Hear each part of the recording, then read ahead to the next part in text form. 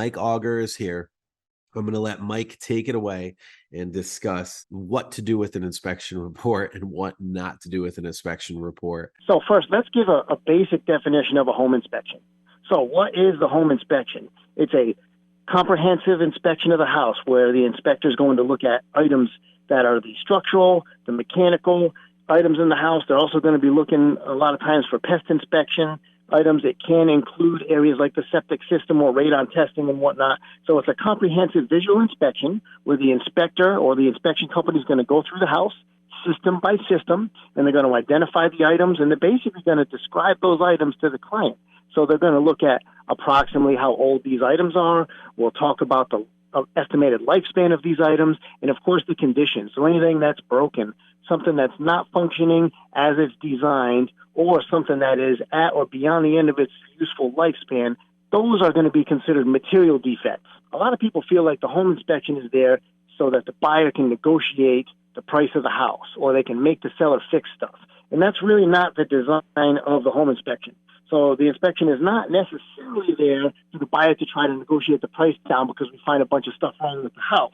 It's there to inform the buyer. The seller typically will provide a disclosure as part of their due diligence, and it is something that happens often where items are found in the inspection report where they weren't disclosed, so it's a surprise.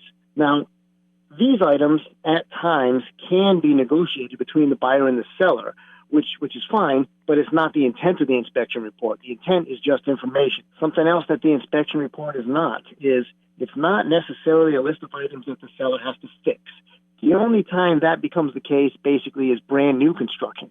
So if you're buying a brand new house, there should be no wear and tear. There should be nothing broken because nobody's lived in the house. So those houses, in essence, should basically be virtually perfect. Other than that, it's a used house. There's going to be wear and tear. There's going to be scuffs on the floor. There's going to be finish that's worn on the kitchen cabinets and things like that. Those type of items are not really considered material defects.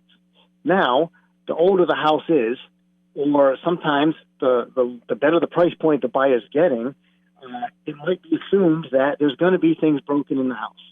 For the most part, the buyer is going to inherit a large chunk of those things. We find items like asbestos, or find a plumbing leak that's causing some water damage, or we find that an expensive system is not functioning. And these are items that the new buyer may not have the means to remedy in the time frame that they need to be done. So these are usually the things that a buyer will, with the help of their real estate agent, try to negotiate with the seller so they can still make an equitable transaction. Another thing is that we get asked this all the time. I got this email this morning from a customer.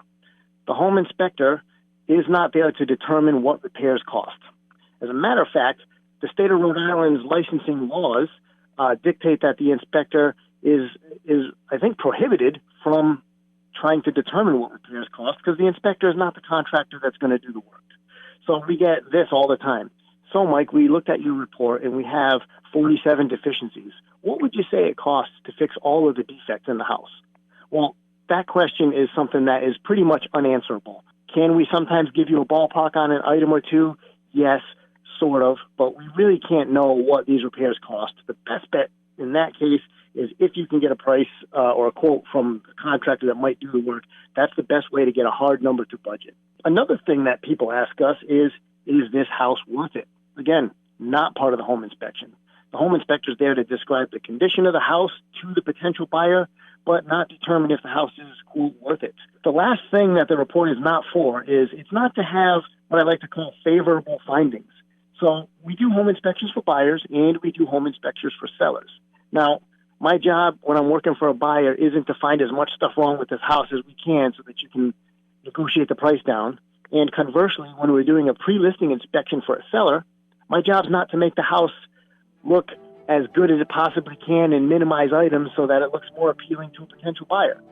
My job is just to describe that house as accurately as possible and give everything the right amount of emphasis based on what the defect actually is.